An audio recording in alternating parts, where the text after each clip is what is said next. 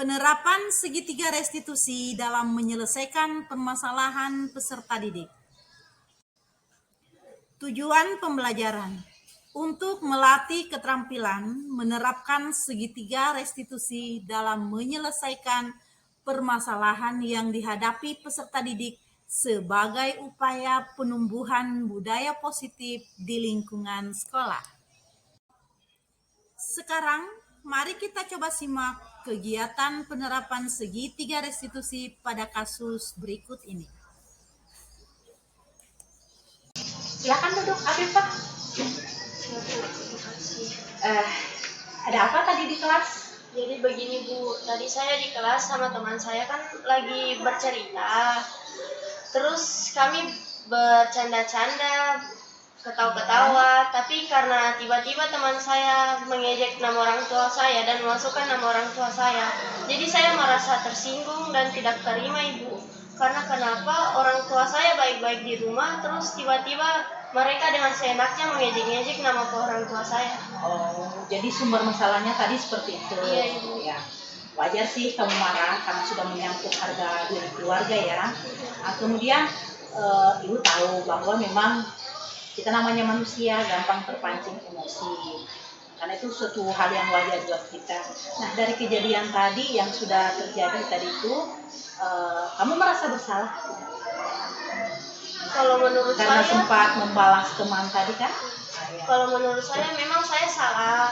Ya. Tapi setidaknya saya tidak sempat memukul dia Ibu, karena saya masih bisa mengontrol diri. Jadi menurut saya dia yang bersalah dalam hal ini. Berarti kamu merasa bahwa teman kamu yang bersalah. Iya Ibu. Kamu tidak merasa bersalah ya? Tidak Ibu. Ya. Tapi karena tadi sudah terjadi perdebatan di kelas, artinya kan sudah sama-sama tidak bisa menahan diri tadi ya. Sudah sama-sama mengeluarkan kata-kata yang sebenarnya tidak boleh keluar. Nah, bisakah kira-kira kalau menurut kamu masih bisakah kita perbaiki kesalahan yang terjadi tadi dengan tenang?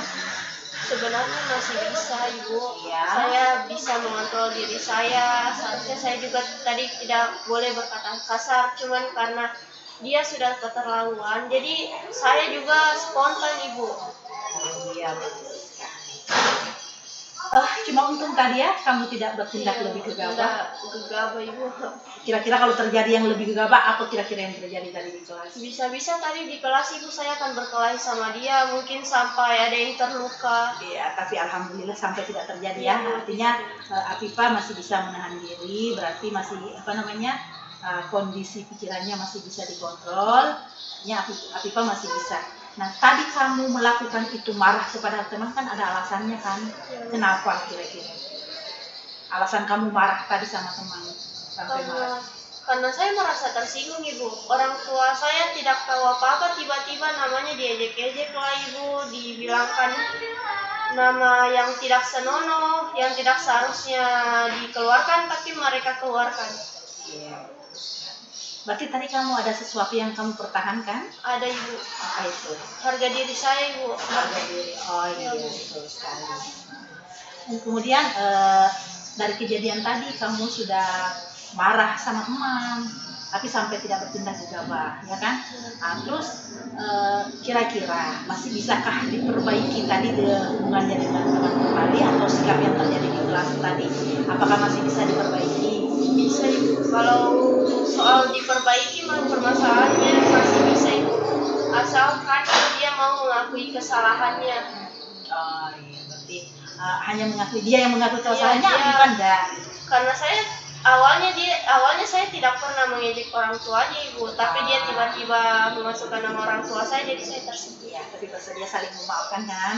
Bersedia Oke, Ibu. terima kasih kalau begitu. Nah, terus dalam mempertahankan harga diri menurut kamu tadi itu apa sih yang kamu yakini di situ bahwa itu harus dipertahankan?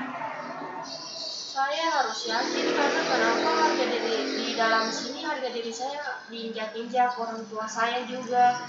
Lagi pula kan seharusnya sesama teman kita bercanda itu kan punya batas. Iya, betul sekali. Tapi karena dia sudah keterlaluan dan membuat saya merasa tersinggung, jadi mau tidak mau saya juga harus membela diri saya.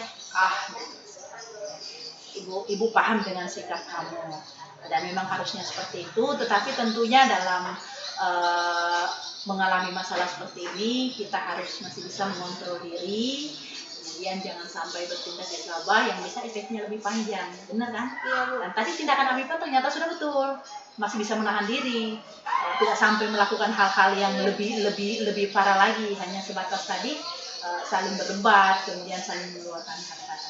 Berarti bersedia saling memaafkan, bukan? Bersedia. Ya, akan Ibu fasilitasi nanti ya untuk saling untuk bisa saling bertatap muka untuk saling memaafkan. Kemudian Afifah di dalam kelas kan banyak ya. Berapa jumlah temannya di dalam kelas? 31 orang. Iya. Harapannya Afifah itu sebenarnya sih kelas itu seperti apa yang Afifah inginkan? Yang saya mau sih kelasku itu seharusnya bisa nyaman, bisa tentram. Maksudnya itu harus aman bagi saya, bagi orang di dalamnya juga. Iya betul sekali. Nah kira-kira kedepannya Afifah inginnya seperti apa? Saya maunya kelas saya di situ harus bisa menjaga sikap dan terlebih lagi kata-kata dan attitude-nya mesti diperbaiki. Itu harapannya Afifah ya untuk dalam bergaul dengan teman-teman ya. Mudah-mudahan teman-teman juga bisa seperti itu. Akan Ibu fasilitasi lebih lanjut nanti dengan saling mempertemukan dengan teman yang tadi yang bermasalah dengan Afifah. Bersedia bukan Ibu pertemukan kembali? Bersedia, Ibu. Iya. Kalau begitu bagaimana perasaan Afifah sekarang setelah mengungkapkan semua tadi? Saya merasa lega karena kalau masalah ini sudah bisa didengar oleh guru-guru. Iya. Supaya bisa lanjutannya, supaya bisa lebih baik lagi. Mungkin kalau ada masalah lagi bisa cepat diselesaikan dan tidak terlalu panjang masalahnya. Terima kasih Afifah Naya. Mudah-mudahan nanti silakan ditunggu kapan Ibu bisa fasilitasi kembali, bukan bersama temannya nanti ya, pertemukan dan kita selesaikan masalah ini supaya di dalam kelas kembali bisa sebagai keluarga lagi dalam satu kelas ya. Bu. Ya, terima kasih Nak. Silakan kembali ke Pak. Terima kasih, Bu. Ya.